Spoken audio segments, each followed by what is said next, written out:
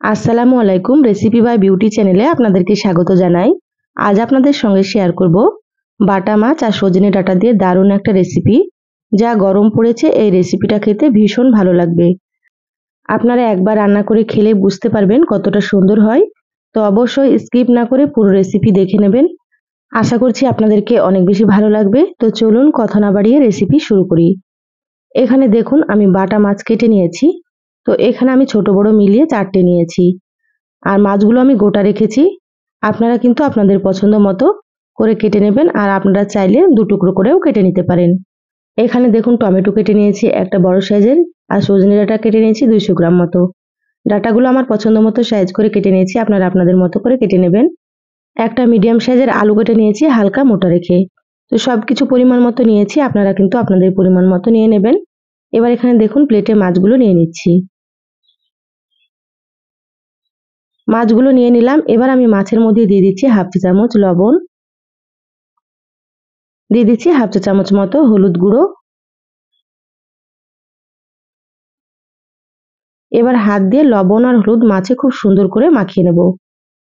খুব সুন্দর করে মাছে লবণ আর হলুদটাকে মাখিয়ে নিতে হবে। এই কাজটা আপনারা হাত দিয়ে সুন্দর করে করে নেবেন।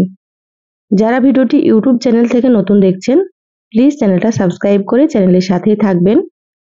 যারা ফেসবুক পেজ থেকে ভিডিওটি দেখছেন, একটা লাইক দিয়ে পেজটা ফলো করে রাখবেন পরবর্তী ভিডিওর নোটিফিকেশন পাওয়ার জন্য। দেখুন মাছে লবণ হলুদ সুন্দর করে মেখে নিয়েছি। এবার মাছগুলোকে 5 মিনিট এইভাবে রেখে দেব। 5 মিনিট পর গ্যাস অন করে কড়াই দিয়ে দিলাম সর্ষের তেল। তো এখানে আমি 4 টেবিল চামচ মতো সর্ষের তেল দিয়ে দিলাম। তেলটা প্রথমে খুব ভালোভাবে গরম করে নিচ্ছি। তেল গরম হয়ে গিয়েছে, এবার আমি এখানে মাছগুলো দিয়ে দিচ্ছি। মাছগুলো দেওয়ার পরে এভাবে একটু এপাশ ওপাশ করে নিলে কিন্তু মাছগুলো কড়াইয়ে লেগে যাবে না। তা আপনারা এভাবে করে নিতে পারেন।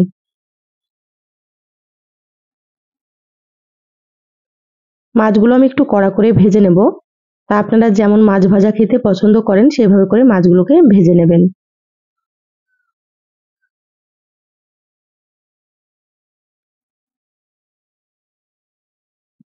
এখানে আমি 4টে মাছ দিয়ে দিলাম। এবার কিছুক্ষণ ভেজে নিচ্ছি। মাছের এক পাশ ভাজা হয়েছে, এবার আমি মাছগুলোকে উল্টে নিচ্ছি। একটু সময় নিয়ে মাছগুলোকে ভেজে নিতে হবে।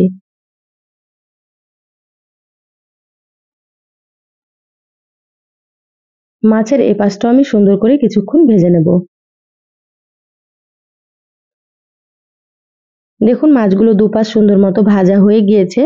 এবার আমি প্লেটে তুলে নিচ্ছি মাছগুলোকে।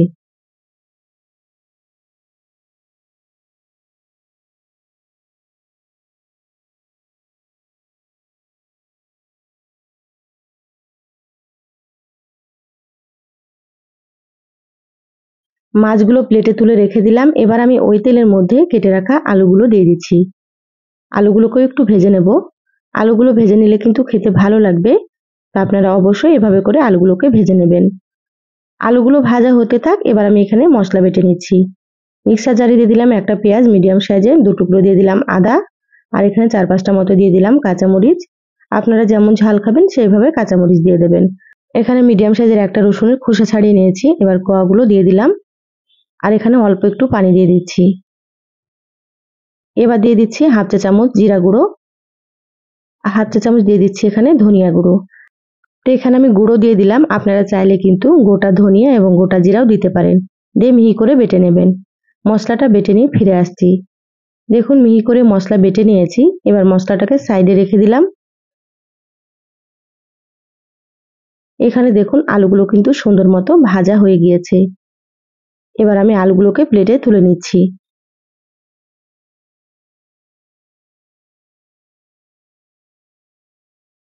এবার ওই তেলের মধ্যে আমি দিয়ে দিচ্ছি হাফ চা চামচ গোটা জিরা।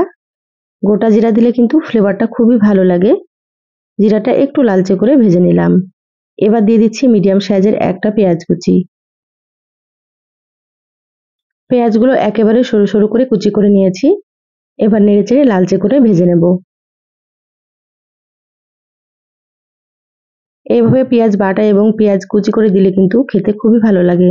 তা আপনারা এইভাবে একবার রান্না করে খেয়ে দেখবেন।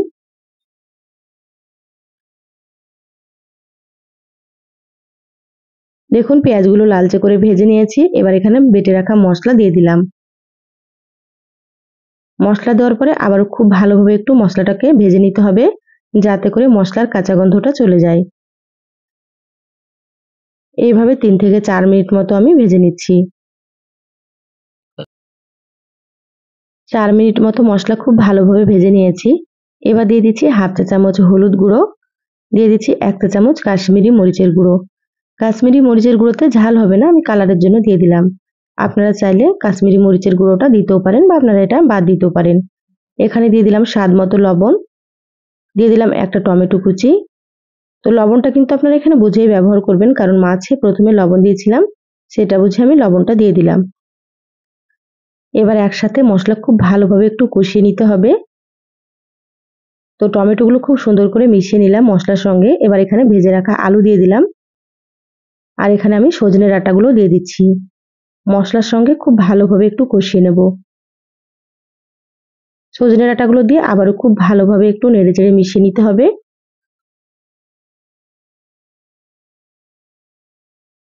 এবার আমি মশলার বাটিটা ধুয়ে একটু পানি দিয়ে দিচ্ছি।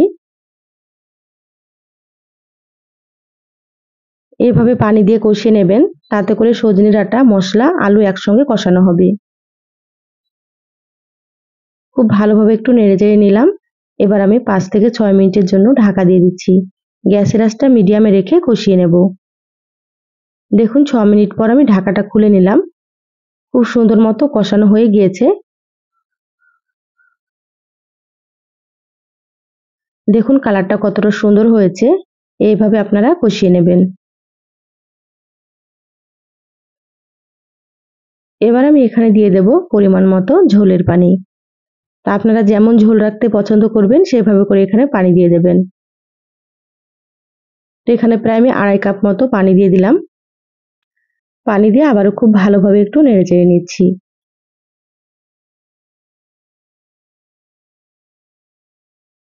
এবার আমি ঢাকা দিয়ে রান্না করে নেব 6 থেকে 7 মিনিট মতো। তারপরে আপনাদেরকে দেখাচ্ছি। দেখুন 7 মিনিট মতো রান্না করে নিয়েছি। এবার আমি ঢাকাটা খুলে নিলাম। এইভাবে করে সজনে ডাঁটা আর আলুগুলোকে একটু সেদ্ধ করে নিতে হবে। এবার আমি এখানে ভেজে রাখা মাছগুলো দিয়ে দিচ্ছি। আমার চ্যানেলে আরো অনেক রেসিপি আছে, চাইলে আপনারা দেখে নিতে পারেন। আমি সবসময় সহজ রেসিপিগুলো আপনাদের সঙ্গে শেয়ার করার চেষ্টা করি, আর খেতে খুবই সুন্দর হয়। আপনারাও রান্না করে খেয়ে কমেন্ট করে জানাবেন আপনাদেরকে কেমন লেগেছে। দেখুন মাছগুলো দেওয়ার পরে একটু নেড়েচেড়ে নিলাম। এবার ঢাকা দিয়ে আবারও 5 থেকে 6 মিনিট মতো রান্না করে নেব। দেখুন 6 মিনিট মিডিয়াম আঁচে রান্না করে নিয়েছি। ঝোলটা কিন্তু অনেকটাই কমে গিয়েছে।